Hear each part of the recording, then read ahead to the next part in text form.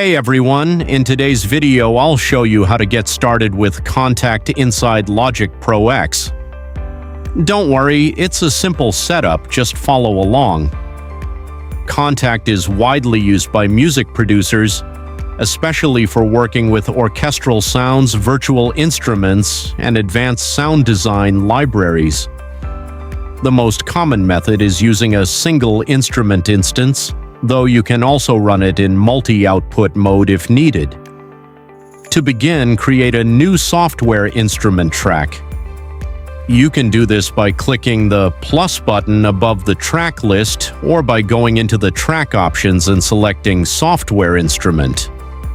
After creating the track, go to the instrument slot and choose AU Instruments.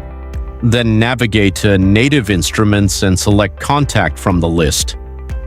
Once you load it, the Kontakt interface will open and you'll be taken to its library section. Here you can browse sounds using filters like brand, category, or character. All available presets will appear on the side. Simply double-click any sound to preview and load it into your track.